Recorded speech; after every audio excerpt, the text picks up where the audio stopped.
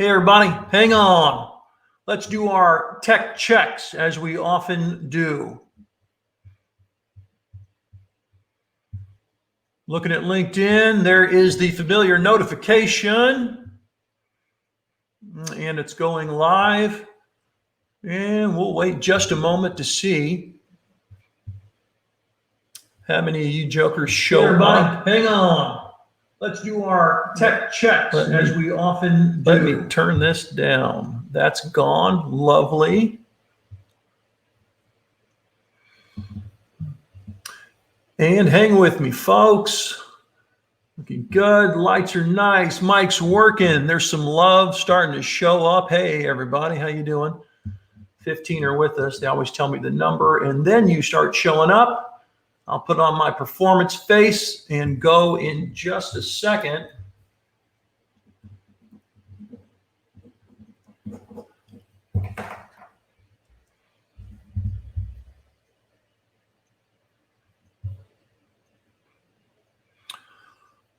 All right, people are piling in, and the first is one of my oldest friends, Michelle. How are you? Good to see you. So glad you're here. Alana, how are you, my friend? Nice to see you as well. Okay. Hey, Melissa, good to see you. Grand Rising. All right. Karthik, how you doing, boss? Good to see you. Tom, what's happening? Okay, they are piling in. I'm going to start the show. It goes like this. How are you? Welcome to my day. I'm having, I'm having a lot of fun today. I've got a good supply of caffeine. My office is functioning correctly. I spent the morning writing a little bit and organizing. Actually outlined the next course I'm going to start working on 2 days ago. Finished the most recent course I just created. Very excited about it. It's called, hey, guess what it's called? Show Your Ink. It's the first course I've made based on a book, the book that kind of put me on the map. And now I'm starting on one for the book that's about to come out called Live Hard. Very excited. More on that later. Like you, continue to live in somewhat self-imposed quasi-quarantine. I hope that you're surviving in these times. I watch the news and I'm not sure I should. And it tells us that maybe we're making small progress. I hesitate to say that, but maybe we're making some progress here in the States with the virus. Man, that would make me happy. Let's say hello to a few people. Joanne, how are you? Greg, brother, what's happening? Good to see you. Kate, how are you? Jolly D, great. Rogero, hey. Amina, hey. Great. As usual, we have a whole bunch of countries and a whole bunch of people showing up. That makes me so happy. It's an interesting topic today. I'm going to go ahead and kind of jump in if you don't mind. Very interesting topic when I talk about dissent, because somewhat, and this is not a main focus, but somewhat the topic of dissent in professional life at work is culturally bound. Keep that in mind. I'm always telling you what I think, what I've seen, what I know works. And I admit, which makes me your honest guru, I admit that, you know, some of this is my bias from a Western perspective. Happy to take questions and comments about other cultures. So let's talk. Everyone hears the platitudes from the writers and the speakers. You know what? You got to have your voice heard. All the leadership people like me say you've got to give people a good voice. No one argues with the logic behind those ideas. Makes sense. But, and you know, with me, there's always a huge but coming, but we don't do it the way we say we should, the way we say we know makes sense. Why not? Well, people perceive risks, all kinds of risks. So let's back up just a little. Let's define this thing before we move forward. What do I mean by dissent? What I mean is speaking up in opposition to the current vibe, the current position, the current tenor in the group for whatever the task or issue at hand might be.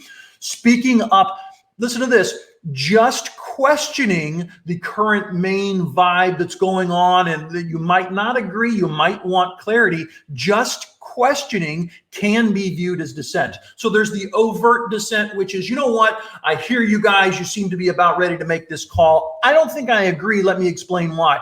That's clear, classic dissent. And then there's, I'm not sure, can you tell me more about blah? And it's an honest inquiry. You want more clarity and honest understanding before you make the call. But depending on how you say it, depending on the culture in the team, the mood in the team, depending on who the leader in the room might be, this could be interpreted as dissent. So why do most people, even though they know it's so valid, it's so needed, why do they go ahead and restrain themselves and become risk averse and silence themselves and bite their tongue and say nothing? Why do we do that? Well, we perceive all kinds of risks. Now, here's the funny thing. Most people perceive legit risks for speaking up. Hey, they might not listen. Hey, they might just tear me up publicly. They might take me seriously just to see that there's really eventually no merit to what I'm saying. These are weird, maybe not likely, but possible outcomes. Why do I want to deal with all that when I can just sit here and be quiet? You know what? That's a very appealing notion to a lot of people, which is why it's such a fun idea that's not engaged enough. Kate, Drizanai, hi. Ronnie, good to see you, sir. Lots of people, lovely. So here's what you don't hear all the time. If you go ahead and censor, which is far more common than it probably should be. Now, I don't want a chaotic free-for-all in your groups. That's not what I advocate. It's not what I teach. I'm just telling you that we know we do it far too often. So if you don't speak up when you principally feel like you should, here's what no one said to you. You know it, I think, if you're listening, but here's what no one said to you. You're actually paying a cost anyway. Let me say that again. When you speak up, you fear the risks or costs associated with speaking up. If you don't speak up, you're paying a cost anyway. Think about what those costs might be. First of all, there is the lost opportunity of what might have been in terms of advancing an idea or clarifying an idea that you don't get now because you said nothing. There's also potentially, if people learn to communicate correctly, that's a whole nother 50 streams we should do at some point. There's the potential for increasing the quality of rapport, increasing the quality of relationships. That is now foregone. You don't get it because you chose to be quiet. Finally, another cost is that you have to hold that burden. That's right. Every time you think you want to do A and you do B, you're thinking A, but you actually say nothing. Well, that's something you now have to shoulder. You have to hold on to it. Every single thing you wish you would have done, thought about doing, chose not to do because you didn't want to deal with the risks involved is a thing that sits on you now, a burden you carry, extra stress. Is that what you really want? So if it's true that you're going to take costs over here and you're going to take costs over in the other direction, if you do the opposite, then what should you do? Well, let's talk about that for just a few minutes. How do you make dissent listen for you? Hey, some comments are coming in. You know what? I do this different every week because sometimes I just start talking about the topic. If I didn't say this, let me say it. Questions, comments, especially questions maybe I can answer for you, drop them into the comments. And if for some reason it works for you, feel free to send me a message if that's what works for you. But I can't get to it right now. I've got, by the way, I posted earlier about today's stream and asked for questions and already picked up several. So when I'm done ranting and offering some semi-instructional advice in just a few minutes, I've already got some questions that I'm excited to answer. And if you want to add one more, then please do. I have my better half, as you know, Ms. Cheryl, who is always looking at your comments and collecting questions for me to consider. So let's go back and reiterate what I just said and move on. You have costs no matter which way you go. Don't fool yourself. That's the first punchline. So the next question, the obvious reason to have this conversation, what does it mean to do it correctly? Well, it's not easy, but I wouldn't say it's complex. I want to put a few ideas in your head that will absolutely increase the odds that when you choose to speak up, you do so more effectively with a higher chance of being really listened to, such that your idea is not only shared, but potentially acted on or invested in by others. How do you do that? Number one, and man, I got to tell you, this is number one for a reason. Plan. Don't just say to yourself, okay, today's the day. I'm going to do it. I'm finally going to speak up. We've been working for 6 months on this idea. I'm not really on board with the top thing or two we're saying we're going to do. And today's the day I'm going to say something. Maybe that makes you right. Maybe that makes you brave. That does not make you necessarily productive at all. Plan. Don't come in off the cuff and say, I think I'm going to do it now, when you get the energy, when you finally get the undefined itch you've got to scratch. No, I want you to plan. Long before you speak up, you should have exactly what you want to say, metered out, measured out, clearly articulated. When is the best time to say it? Under what conditions might you think it's best to share this idea? That is the specifics you've got to nail before you walk into the place and time, the meeting, when you might speak up. Why does this matter? I'm always thinking to myself, how much does this matter? Because I think about these issues full time. It's what I do. I'm very lucky. And then I talk to you, which I get to do all the time, whether it's watching your comments right now or doing it at a gig in person during Q&A or coaching afterwards. And I'm always reminded that you face a reality that I don't understand, because you're you and I'm me. And these comments bring that to life. Amina says, if I speak up, I lose my job. And there's a frowny face. I don't know you and I don't know your situation. I got to tell you, I've heard that comment many times. On the one hand, there's the people who know or believe, I speak up, I lose my job. On the other hand, there's people who work in under really well managed, progressive places where voice is just validated all the time. And it's quite the opposite. People almost look at you a little strange if you don't speak up, because collaboration and voice matter.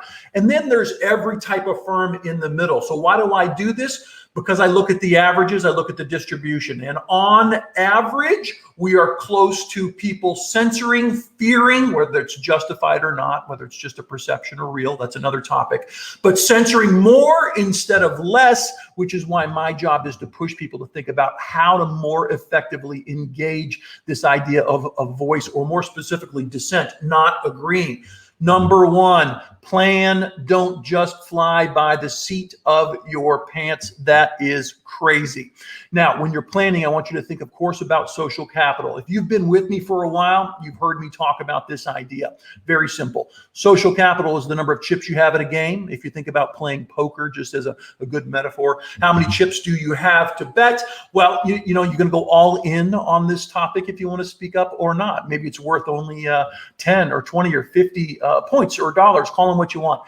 How much social capital do you have? How much are you willing to spend? Those two questions alone should occupy you a lot when you think about where to invest your very limited energy. We all have limited energy, limited social capital. Another way to think about social capital is latitude to speak up against the norm, whatever you want to, without repercussions. That is a quality indication of your status. And the more status you have, more social capital you have, the more you can give voice, the more you can dissent. It's never risk-free. Really, it's never risk-free 100%, but it gets less and less risky the better you're standing, the more social capital you have. So how much are you willing to spend on this issue? Here's another one. Before you walk in, during the planning, can you build a coalition? How do other people feel? You never want to be in a vacuum in the dark when you're wondering about, should I speak up? Should I be honest about the way I don't agree? You want to know how others feel. Now, don't go do in-depth surveys with everyone every time. That would make you that odd person who's always going to come and talk to people and try and dig what they think out of them before the meeting. But there is a happy medium for issues that matter, for people who matter. There is a casual professional conversation that you can at least sometimes go craft to try and see where they are on this issue, if it's comfortable and appropriate within your relationship. Don't force it. That becomes a problem. Feel it out. That makes you smart and socially inquisitive, and it might give you data that you need when you go into the meeting and think about publicly speaking. You've got to try and know where other people fit in on this. And when you do that, when you do versions of informal conversation before the actual meeting, when you think about speaking up, you can float what people like me often call trial balloons. You don't have to commit to anything. You don't have to say it's a beautiful, perfect answer. You can say, I've been thinking about this. I don't know. Have we ever considered blah? Float that trial balloon, see how people react. It's not a perfect process, but it is a useful data point that, again, gives you insights that might shape how you ultimately want to go at it or not during the actual meeting. Very useful. Last point on the planning, because I think this is my favorite. I've got 4 or 5, but this is my favorite, the planning. The last one is do your homework. I used to be a professor. Man, I loved that job. I never gave tons of homework, but there was some once in a while. And I got to tell you, do your homework. Innuendo and passion are interesting, but you don't want to go into a meeting just relying on those at all. You want to have the facts, do the homework. Don't say, I think that we have an issue here we should really talk about. Be able to articulate using metrics that matter to the group and data that is not suspect, that will help them understand you're not just sharing an opinion, you're sharing something that really does approximate something that sounds, well, like a fact or objective or full of integrity at a minimum. That's doing your homework. That's what it means to plan. Now, if you've done these things, you know what that means? You're not walking in and shooting from the hip or just kind of playing by the seat of your pants. You're prepared. That's what this means. Doesn't mean you're going to be successful. It means your odds of success are far bigger, and that's a lovely, lovely thing. Kate, quick diversion for you. Kate says, do you think a newbie should collect some chips before trying? All right, so here's the truth about chips, and then I'll move on. The truth is that all of us walk into every new team or meeting of strangers or new job with a small pile that we're given just because. That's the way trust tends to work with humans. We tend to go, yes, I minimally accept you. That's why you're here. And so here's your 10 chips. Now you dream of having 2,000 chips. Great. That comes over time based on a few factors. Number one is the track record of performance that you put together. And then number two, and this is equally as big, this is the one people undervalue the most. Number two is about who you are as a person and how much people do or do not enjoy working with you. It's your personality translated into a working dynamic with others. Do people find that understandable, likable, useful? I'm not telling you to try and be a likable person as a goal. I'm not saying that. I'm saying, do they find collaborating with you useful, interesting, and helpful, if not pleasant and fun on occasion? If you have great things to offer through your performance, your expertise, and you're kind of a great member of the team they enjoy and see as value added, those two things over time will put you in the upper echelons of building social capital faster than others. But then you got to think about where to spend it. So when you're thinking about that, go through the planning we just talked about. That's huge. After that, I want you to think about how you're going to frame this topic for others. If you're going to dissent, you don't just poke holes. First, you frame the event as an opportunity, not a threat. This is so age old. It's not cliche. It's classic. Massive difference between those two. And it's classic for a reason, because how you help others think about an issue definitely does impact how they think and feel and behave. Those are the connections that we often walk through, how someone thinks and feels and then behaves regarding a person or an object or an issue. You want to impact that, which means how you talk about it and frame it as an opportunity, or how you talk about it as something that's useful to them, how you position it to is everything. Don't be blunt. A lot of people think that business speak is supposed to be simplistically curt, to the point, and blunt. Matter of fact, no shaping required. Shaping's not facts. Bunk! I know you're supposed to care mostly about facts, but how you share facts, and boy, don't anyone here call me to task talking about how crazy the media is, by the way. I'm talking about good quality, integrity-filled professionals having conversations. You do want to respectfully morally, with integrity, shape how you share things. Make sure you have a positive take on it. Questioning is a good thing because it leads to more clarity, it leads to better solutions, etc. That's me framing for you right now. Do you see what I'm talking about? Okay, make sure you present your critique, your I don't agree, whatever type of dissent you have, as something they can find palatable, positive, glass half full, useful, not just poking holes. Let me go further. You don't just want to go, I don't agree, let me tell you why. Starting with I don't agree has never made anyone go, I feel happy. Let me say that again. Starting with I don't agree has never made anyone feel good. Even if you are utterly correct, that's just not the way it works in terms of how others hear it. So it's not about poking holes. It's about framing. It's about, here's the next step. It's about validating. You have to find something in what they're doing, or a lot in what they're doing. And with a small amount of time, a small amount of words, show that you hear it, you understand it, you accept it, you will support it but not completely, and you have a concern. Now you have set up saying something is far more interesting, focused, real, legit, and worth listening to because of the way you chose to frame it and present it. I think that is absolutely huge. Be strategic when you make these choices. You can't disagree with everything, even if you think you should. I always think about 80-20. If you haven't thought about 80-20 and the Pareto principle, folks, it's one of my top 10 perennial favorites for making decisions and thinking through issues. You can't care equally about everything. It's heartbreaking. To some of you idealists, that is heartbreaking, but it's true. Be strategic when you think about making these spends and going into these meetings. Almost finally, show up with a solution. Don't show up and clearly be a person that showed up to only sell your solution, but nonetheless, step one is to share a concern. Step two is to say, and there are other possibilities that might help us deal with this concern. You never want to show up and say, I've got the answer, and you never also want to show up with no alternative answer. Do you see those extremes?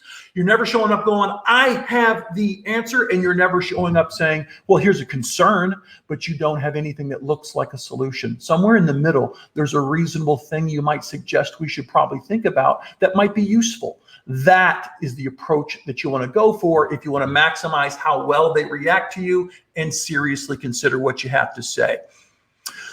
Last comment on dissent. Know when to shut up. Know when to shut up. You do have to be strategic, and this is the hardest part. I've saved it for the end. You ready? Lots of times you know you're supposed to say something, and it's not smart to do so strategically.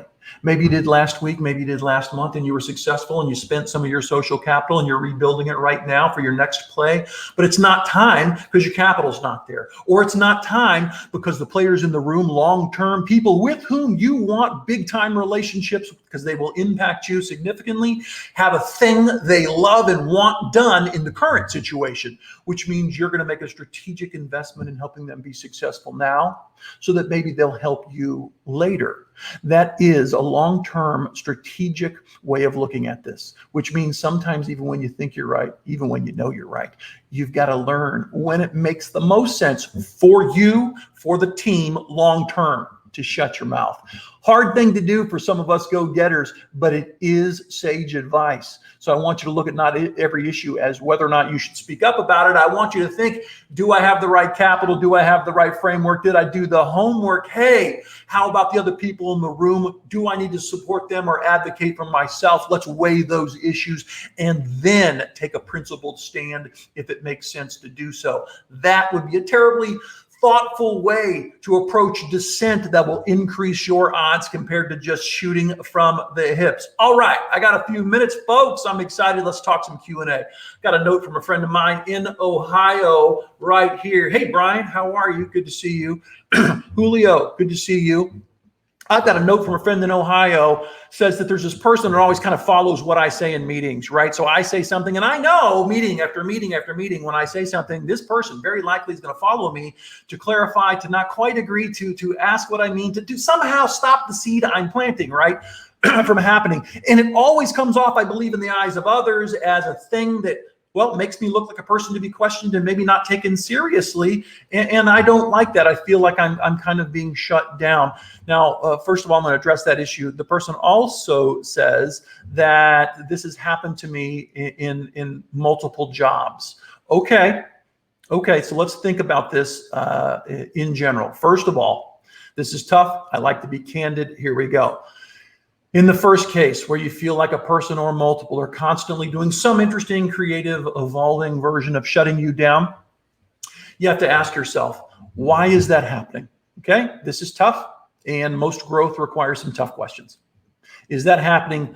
By the way, most things are explained by multiple outcomes. Is this happening, just to set it up, right, primarily because of the industry or the specific career path vocation that I have myself right now? There's something indicative of that environment that everyone has to face, and I'm somehow not meshing well with it or not understanding it completely. And to maximize who I am in life and how I can help myself and others, I need to find a shift to a different role. potentially long-term to a different career, but maybe to a different role? Is the context the biggest issue? Or the other part of this little tiny decision thinking framework, is it best about you? Meaning, you know what, you said you've seen this lots of places where you go. Is that because regardless of the role that you're in, regardless of the industry that you're in, if you went to that job, that industry, some other place, it's likely to happen again? That suggests it has more to do with you than the context. So if it has to do with the context,